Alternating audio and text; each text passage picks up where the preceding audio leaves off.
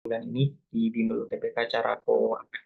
Selain itu teman-teman juga sudah melatih beberapa kali throughout, yaitu ada 5 kali throughout. Nah, di mentoring kali ini bakalan kita kupas tuntas ya terkait evaluasi hasil belajar dan tips gimana sih caranya agar nilai throughout kita naik gitu. Untuk pagi hari ini ada narasumber yang sangat keren, yaitu ada Kak Afrik dari mahasiswa Universitas Airlangga dan ada juga Kak Riza dari mahasiswa Universitas Indonesia. Dan untuk yang saat ini yang sudah join ada Kak Afrik. Halo Kak Halo Kak Niam, selamat pagi. Afrik.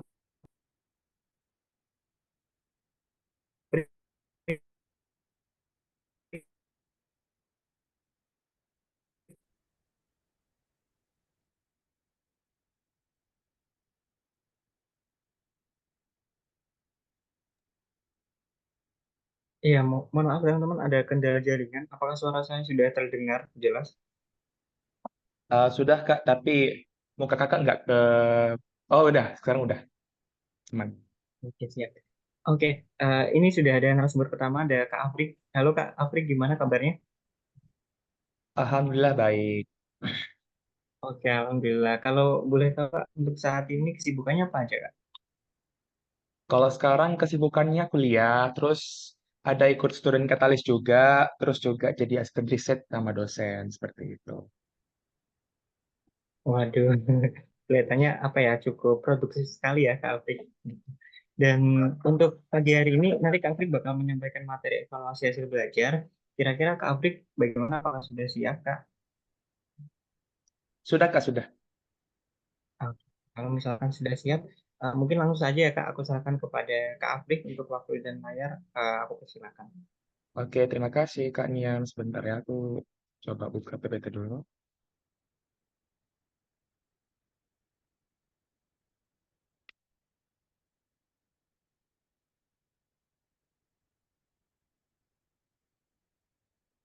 Oh, oke. Oke, baik. Oke, selamat pagi rekan-rekan semuanya.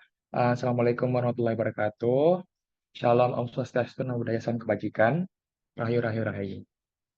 Oke, jadi untuk pertemuan hari ini kita akan membahas terkait dengan evaluasi hasil belajar, yang mana ini mencakup dari apa yang telah teman-teman kerjakan selama UTBK berlangsung seperti itu. Bisa lanjut? Oke, sebelumnya kita harus tahu dulu nih, kenapa kita itu perlu mengadakan evaluasi at least setiap sebulan atau 2 minggu sekali. Karena evaluasi itu untuk khususnya untuk TU UTBK ya. Di TU UTBK itu kan banyak sekali yang harus dikerjakan, seperti literasi, kemudian soal-soal TPS seperti BBM, PU, PPU, PK, PM, dan lain sebagainya. Maka dari evaluasi yang diukur berdasarkan tes tersebut bertujuan untuk mengukur tingkat kemampuan materi. Kemudian kita bisa mengidentifikasi kelemahan dan kelebihan rekan-rekan di dalam belajar. Terus kemudian membantu menentukan langkah selanjutnya dalam belajar dan mengevaluasi efektivitas sistem belajar serta meningkatkan motivasi belajar. Next. Nah, sekarang kita akan evaluasi skor tryout nih. Coba bisa di next, Kak. Oke, jadi untuk evaluasi skor tryout siswa dari cara akademi ini, untuk rata-rata, alhamdulillah dari setiap TO itu ada peningkatan ya. Jadi dari minggu ke-1 ke minggu kedua, minggu ketiga, minggu keempat itu walaupun ada penurunan, tapi at least nggak seperti yang minggu ke-1. Jadi ada peningkatan sekitar 80 poin sampai 100 poin. Dan untuk rata-rata yang tertinggi, untuk skor yang tertinggi itu ada di angka 504,65 di minggu keempat.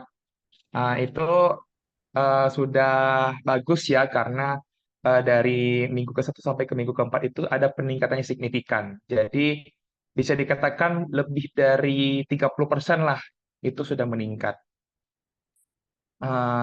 Jadi dari minggu ke-1, minggu kedua, minggu ketiga, minggu keempat itu sudah ada peningkatan. Dan untuk rata-rata terendah itu ada di angka 350,93 di minggu keempat. Dan ini juga mengalami peningkatan terkait dengan skor. perlu diperhatikan ini untuk yang aku catat ini yang cuma yang ngerjain dua-duanya. Jadi ada beberapa peserta tuh yang ngerjain tuh cuma satu, ada yang cuma ngerjain literasi doang, ada yang cuma ngerjain TTS doang. Jadi itu yang cuma satu atau nggak ada sama sekali itu nggak aku hitung.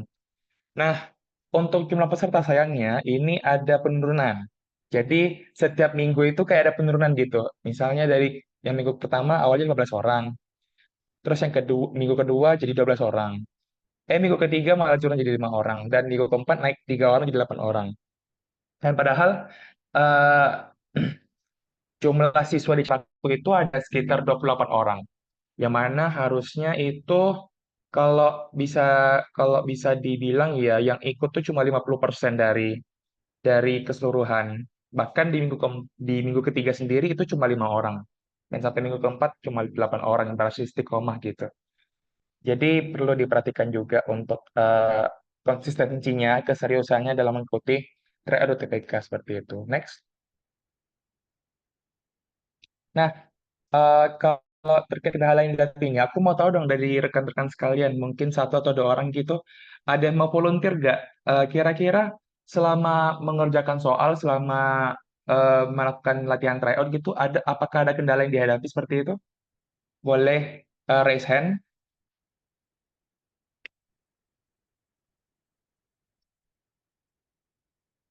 Apakah ada kendala terkait dengan pengerjaan soal atau latihan tryout selama ini?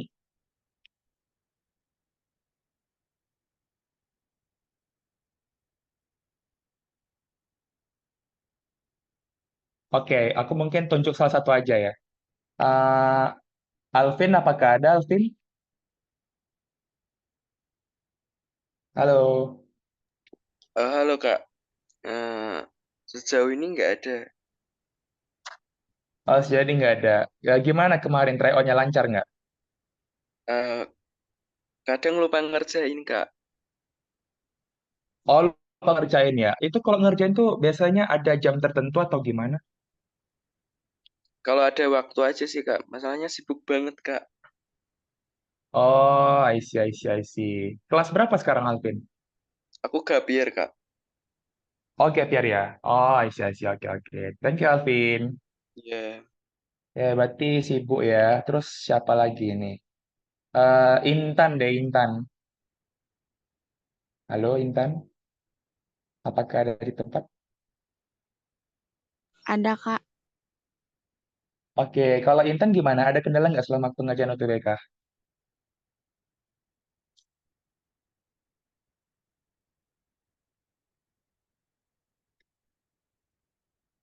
Gimana Intan? Halo, apakah ada Cuma kendala? ada sih, Kak. Oh, nggak ada ya, nggak ada kendala ya. Oke, aku berasumsi bahwasannya kendala rekan-rekan mungkin sibuk ya, sibuk karena kegiatan yang lain seperti itu. Oke, lanjut Kak, bisa lanjut.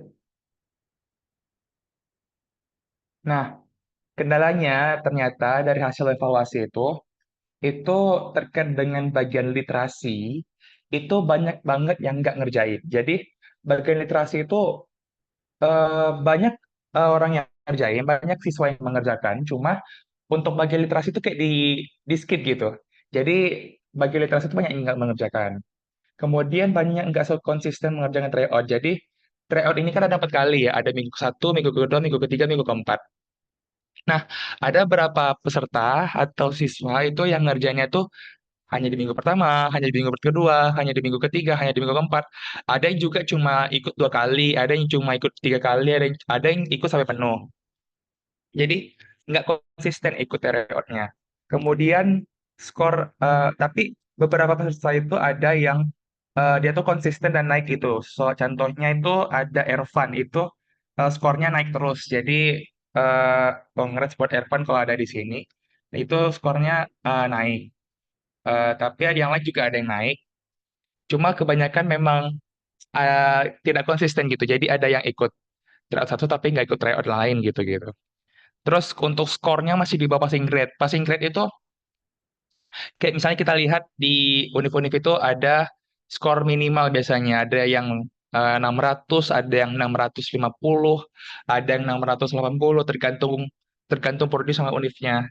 Jadi untuk skor ini, karena ini sudah hamin 1 bulan, 1 bulan lebih lebih 2 minggu ya.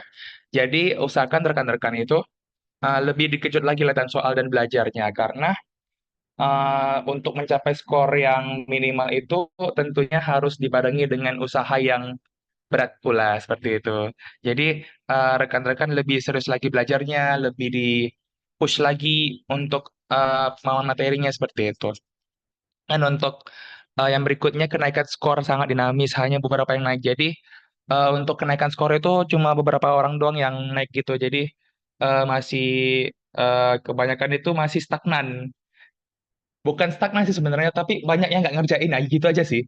Jadi banyak yang nggak ngerjain, jadinya skor-skor yang ada itu kebanyakan kosong dan cuma satu subtes saja yang dikerjakan.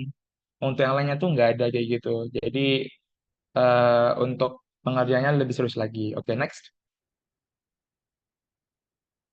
Nah, sekadar tips untuk misalnya kalian mau lebih lancar nih, misalnya membiasakan diri dengan soal UTBK, kalian bisa pertama coba simulasi UTBK.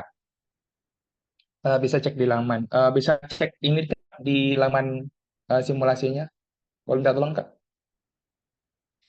Nah, jadi jadi untuk simulasi tes ini di situsnya ada nama lengkap, ada asal sekolah. Jadi kalian bisa coba untuk kerjain soal ala-ala soal UTBK itu langsung di situsnya. Jadi bisa kalian input nama kalian sama asal sekolah kalian. Coba Mas bantu ketik asal aja.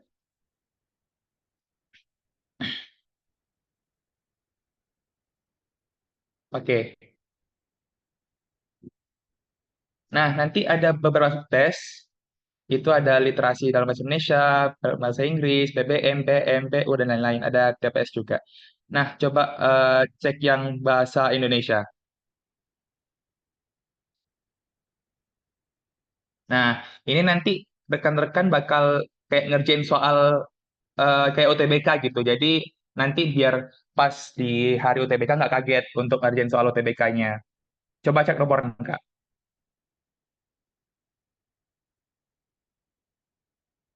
Nah, kalau nggak salah itu ada soal yang esai. Tapi lupa saya nomor berapa tadi. Pokoknya itu ada juga soal yang esai, itu juga bisa dijadikan acuan untuk biar bisa terbiasa gitu dalam mengerjakan soal kayak gitu. Boleh tutup kembali ke slide, Kak. Nah, kemudian strategis dalam memilih jurusan. Rekan-rekan bisa melihat pemetaan di passing grade di isi data ya. Coba klik isi data, Kak.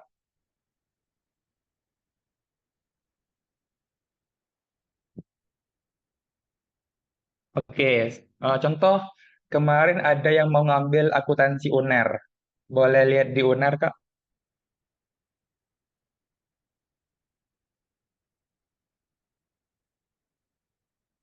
Klik yang di UNER. Jadi untuk situs si data ini teman-teman bisa jadi gambaran kalau misalnya rekan-rekan mau ambil pilihan pertama atau kedua atau ketiga atau keempat, itu ambil yang kalau passing grade-nya yang paling rendah itu taruh di pilihan pertama.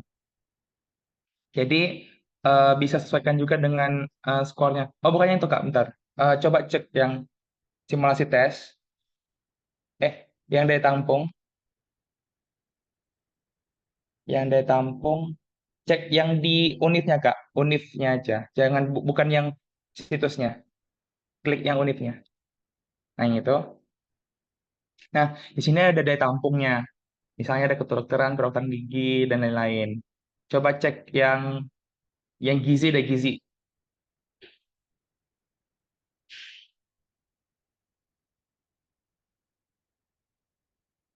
Nah, di gizi ini ada passing grade-nya udah ada passing grade dari eh, tahun 2019, 2020, 2021, 2022, 2023.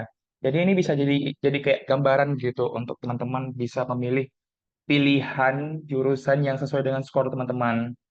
Nah, untuk skornya itu masih belum ada panduan khusus ya, tapi kalau mau jadikan patokan, itu pilihan pertama itu bisa skornya di atas 650 ya.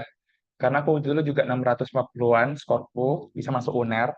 Kemudian kalau kalau skornya 600 ke atas itu bisa pilihan di kuadran kedua kayak PTN UNESA, USU, dan lain-lain. Kalau untuk skor 550 sampai 580 ke atas, itu bisa milih UIN di daerah-daerah UIN gitu, UIN-UIN di seluruh Indonesia. Terus kalau yang kuadran 4 itu, rekan-rekan bisa pilih yang kayak Universitas Cendrawasih, Universitas Negeri Papua kalau nggak salah, Universitas Negeri Gorontalo itu bisa kalau 500 ke atas. Tapi kalau mau misalnya pilih PTN yang kayak kuadran satu yang mungkin memiliki reputasi yang lebih bagus seperti Unpad, Unair, UI, ITB, terus beberapa prodi mungkin kayak kedokteran dan itu butuh skor 680 ke atas kayak gitu, teman-teman. Oke, lanjut ke PPT, Kak. Nah, kemudian tips yang selanjutnya adalah belajar, teman-teman. Jadi, eh, walaupun rekan-rekan itu mungkin ada kesibukan, ada hal yang nggak bisa ditinggal, pokoknya pokoknya di sela-sela waktu itu rekan-rekan belajar aja dulu. Yang penting belajar, pahamnya belakangan aja. Yang penting banyak banyak kelihatan soal. Karena kalau kita ngomong UTBK itu kita yang penting itu praktis praktis praktis karena nggak bisa kita tuh cuma spontan aja kita tahu oh tiba-tiba langsung 700 nggak bisa kayak gitu harus banyak latihan soal dan belajar dengan sungguh-sungguh karena kalau misal kita punya waya yang kuat kita punya landasan yang kuat kenapa kita harus UTBK kita pasti akan selalu berusaha untuk mengusahakan yang terbaik dan bisa untuk menyempatkan waktu untuk belajar kayak gitu. Kemudian yang berikutnya jangan nunda-nunda karena menunda sendiri akan memicu kemalasan yang berkepanjangan seperti itu. Mungkin sekadar itu evaluasi dari saya sendiri. Apabila ada pertanyaan atau mau dilanjutkan ke pemateri selanjutnya bisa saya kembalikan kepada Kak Niam selaku moderator. Terima kasih.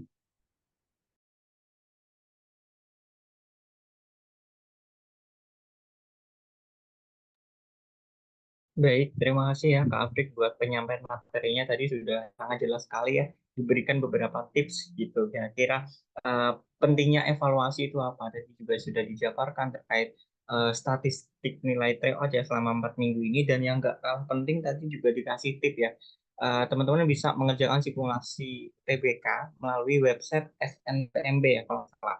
Nah nanti akan desain ya Kak Afrik nanti PPT-nya ke anak-anak gitu biar langsung dibuka saja dan teman-teman misalkan pengen cari daya tampung terus keketatan passing grade itu langsung ke website resminya aja di SNPMB seperti itu nanti dicek saja di bagian UTBK SNBT di situ ada gitu jadi teman-teman bisa memetakan gitu kira-kira Univ A persaingannya seperti apa di jurusan ini persaingannya seperti apa seperti itu. Oke, mungkin terima kasih Kak Afrik buat penyampaian materinya. Berhubung ke materi 2 Kak Reza belum ada di room dan kelihatannya juga masih ada kendala ya. Jadi kita lanjut saja ke sesi tanya jawab buat pemateri 1 Kak Afrik gitu. Mungkin dari teman-teman boleh nih kalau ada yang mau ditanyakan bisa raise hand ya. Nanti langsung on mic ataupun bisa melalui kolom chat juga boleh seperti itu. Jadi aku persilakan teman-teman misalkan ada yang mau ditanyakan.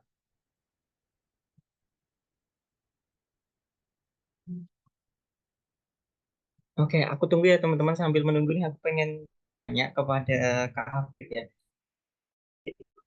Kalau menurut Kak Afrik sendiri nih, apa ya dulu pas ikut UTBK SNBT kira-kira statistik nilai tryout-nya itu berapa sih Kak dari yang awalnya awalnya ikut tryout terus menjelang UTBK itu kira-kira berapa Kak? Kalau boleh tahu. Oke, kalau dulu aku itu pernah paling tinggi itu skorku 681.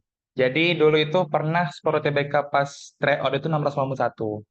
Terus aku tuh di awal-awal itu pernah yang paling rendah itu 500 berapa ya? 501 kalau nggak salah. Jadi memang setiap tryout tuh ada kenaikan gitu. Awalnya 501, terus naik 550, terus naik lagi 600, terus naik jadi 681.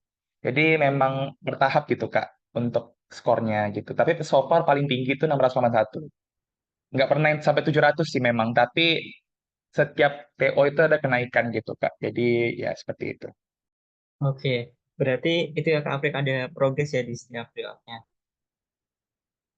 Terus untuk itu Kak Afrik, jadi untuk kalau misalkan kita mau menaikkan skor tryout ini kan tentunya selain tadi evaluasi ya, evaluasi dari tryout sebelumnya apa yang salah. Kira-kira ada strategi khusus nggak dari Kak Afrik sendiri yang mungkin Kak Afrik terapkan gitu pada saat kemarin ikut tryout di SNBT seperti itu, Pak?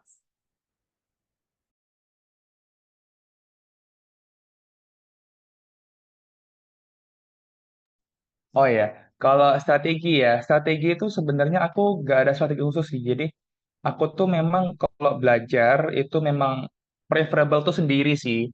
Jadi aku tuh bukan tipikal orang yang bisa belajar kelompok gitu loh Kak. Jadi beda mungkin sama rekan-rekan yang kayaknya tuh bisa belajar di kelompok, tapi kalau aku tuh harus sendiri gitu. Harus sendiri, sunyi, tenang, dan damai. Dan strategi belajarku itu aku biasanya kalau setiap minggu tuh ada goals khusus gitu Kak. Jadi kayak setiap minggu tuh ada kayak goals di mana aku tuh harus belajar materi A, B, C, D. Baru nanti minggu depan aku fokusnya di mata pelajaran ini. Misalnya kalau dulu tuh kan ada TPS ya, ada TPS. Ada apa ada kayak TKA yang kayak geografi, ekonomi, sosiologi sebelum ada SNBT gitu. Dulu kan masih SBMPTN. Nah, dulu aku tuh belajar semua itu aku ada goalnya. Jadi tiap minggu misalnya minggu pertama ada ekonomi, minggu kedua ada geografi, minggu ketiga ada sosiologi. Jadi biar fokus aja gitu untuk materinya seperti itu. Oh ya, BTW ini kayaknya ada yang nanya deh Kak di kolom chat. Mungkin langsung jawab aja kali ya. Oh ya boleh, Kak Afrik dari pertama ini dari ini ya. Nah, untuk simulasinya itu dilakukan berapa kali sih Kak? Oke, kalau untuk simulasi itu terserah ke teman-teman, terserah teman-teman untuk nyobanya. Jadi bebas mau nyoba berkali-kali, mau nyoba sekali, mau nyoba lebih dari sekali itu tidak masalah karena situsnya itu bebas untuk dipakai kapanpun dan dimanapun. Jadi terserah rekan-rekan mau eh, simulasinya berapa lama seperti itu, berapa kali gitu juga terserah. Oke Kak Afrik, jadi itu ya, Andi, untuk simulasinya dibuka bebas yang mau dikerjakan kapanpun dan dimanapun itu bisa seperti itu. Terus ini ada pertanyaan lagi dari Atika. Kamu mau tanya kalau misalkan skor TBK-nya pas-pasan sama univnya misal 650, terus kita dapat skor 650 itu udah aman apa belum ya Kak? Seperti itu. Kira-kira gimana Kak Afrik? Oke, oke. Kalau 650 itu kalau di kebanyakan jurusan itu aman. Tapi untuk beberapa jurusan yang kayak misalnya psikologi, kedokteran, terus akuntansi, manajemen, sama prodi-prodi yang mungkin top tier gitu. Itu kalau 650 menurutku agak agak pas-pasan. Tapi aman, cuma pas-pasan. Jadi lebih aman itu kalau 680. 680 ke atas itu udah aman banget. Kalau misalnya 650 itu menurutku itu beberapa prodi bisa, udah aman. Tapi di beberapa prodi yang top tier itu masih lumayan riskan. Jadi agak agak sedikit beresiko kalau misalnya mau ambil yang prodi top tier tapi 650 aja gitu. Tapi coba aja, misalnya teman-teman mau coba give a shot aja gitu. Kalau misalnya tryout-nya nggak nyampe 650 pun, misalnya teman-teman yakin terhadap kemampuan teman-teman, itu coba aja nggak apa-apa. Asalkan asalkan asalkan nggak yang sampai jomplang banget misalnya 400 500 terus cobanya itu di PT di kedokteran gitu. Itu menurutku agak berbahaya. Jadi make sure skor UTBK-nya itu sesuai dengan standar passing grade yang ada di kampus dan prodi yang dituju seperti itu.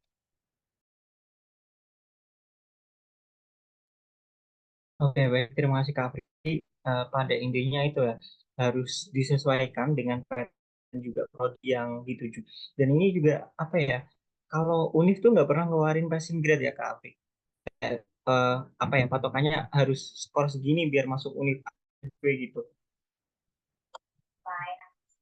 Nggak pernah memang, nggak pernah karena kita itu kalau di UNER ya biasanya tuh aku kayak tanya-tanya aja sih sama temanku, oh skormu berapa gitu. Dan memang rata-rata kalau di prodi yang kayak ya tadi psikologi, terus kedokteran, manajemen dan lain-lain gitu, itu emang mostly 700, 660, 660. Tapi kalau kayak prodi sastra Inggris itu skor 610 itu masih bisa masuk. Jadi memang beberapa prodi yang agak aman, lumayan aman itu kalau 640, 650 itu udah aman. Tapi di prodi-prodi yang agak agak tinggi itu masih kurang gitu. Baik, terima kasih Kak Afif. Jadi pada intinya PTN itu nggak pernah ngeluarin passing grade ya teman-teman. Jadi eh, apa ya, kita cari tahu di mana, mungkin bisa tanya-tanya langsung ke mentor. Nah ini kan teman-teman sudah dibagi mentornya masing-masing, dan ini sudah disesuaikan dengan pilihan jurusan juga univ teman-teman gitu. Nanti bisa langsung tanya ke mentornya, siapa tahu ada pandangan seperti itu ya. Dan ini juga kembali lagi disesuaikan dengan universitas masing-masing gitu. Misalkan universitas top 3 sama top 20 itu pasti beda passing grade-nya. Itu sih dari penjelasan Kak Afrik. Bagaimana dengan Atika? Apakah ada feedback atau ada yang mau ditanyakan lagi?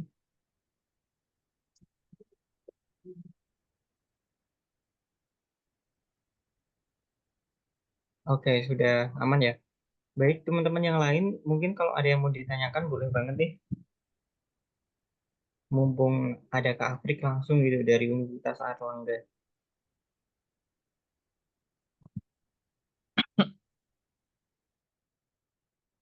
Boleh yang mau tanya di luar konteks hari ini juga nggak apa-apa, soal jurusan atau apapun itu.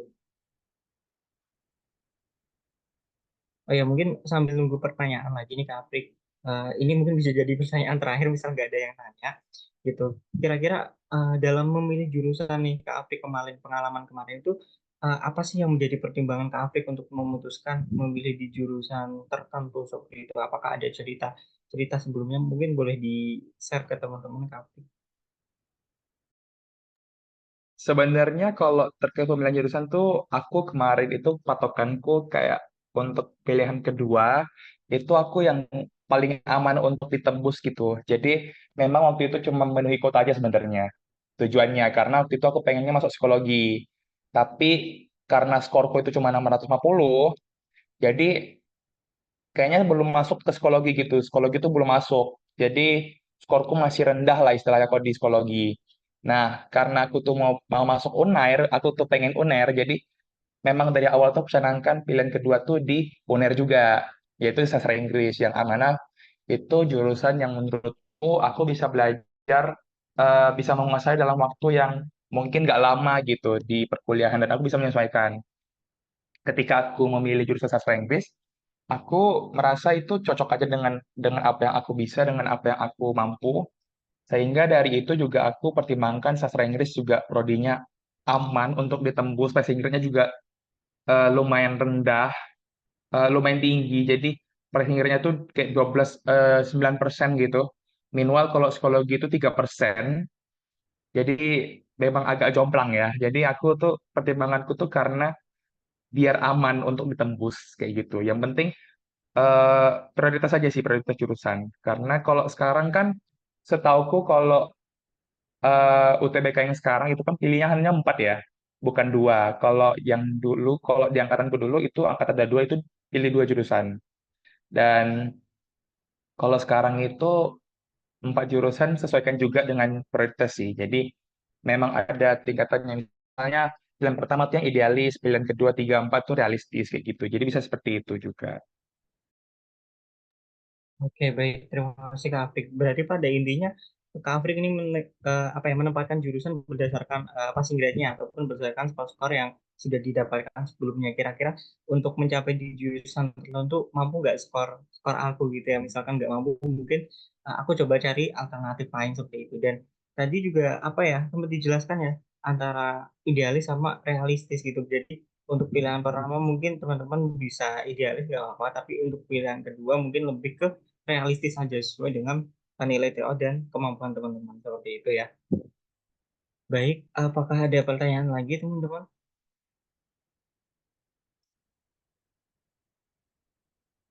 Oke, misalkan belum ada, eh, apa ya? Misalkan ada yang mau bertanya dengan Kak April lagi, boleh ya Kak nanti menghubungi lewat DM ataupun lewat WhatsApp seperti itu Kak.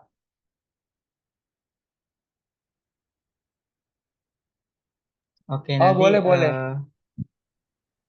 oh siap siap. Boleh itu Ini, Kak di-share oke, sebentar ya. Aku ya, ya. share dulu. Ini Instagramku ya. Terus WA aku ini. Tapi jangan disalahgunakan ya guys ya. Soalnya di WA aku tuh kadang-kadang suka ada ini apa kayak yang nawarin jasa iklan gitu-gitu. Jadi kadang-kadang tuh Ya. agak gimana gitu. Tapi ya aku percayalah sama rekan-rekan. Oke, siap siap.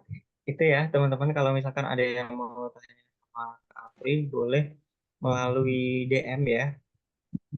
Instagram pribadi itu sudah di share ya username-nya atau melalui WA juga boleh itu udah ada nomornya kalau misalkan nanti mau minta nomor sama aku juga boleh seperti itu karena di sini punya teman-teman punya mentornya masing-masing gitu tapi misalkan teman-teman pengen tanya ke mentor lain juga diperbolehkan seperti itu ya.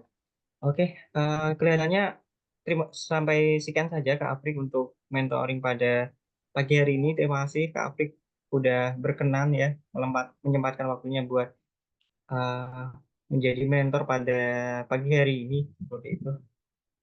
Karena ini untuk mentor yang kedua, Kak Reza berhalangan hadir ternyata teman-teman. Jadi untuk mentoring pagi hari ini cuman ada Kak Afrik saja yang sebagai narasumber. Mungkin sebelum aku akhiri, boleh yuk teman-teman bisa on cam terlebih dahulu kita ambil foto seperti itu. Kelihatannya di minggu ini rame nih, sudah ada 10-an lebih kali ya. Boleh yuk teman-teman bisa on cam terlebih dahulu.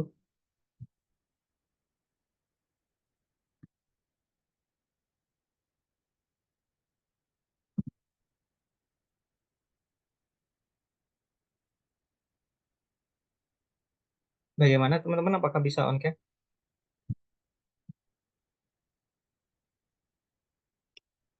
Oke, nggak apa-apa ya.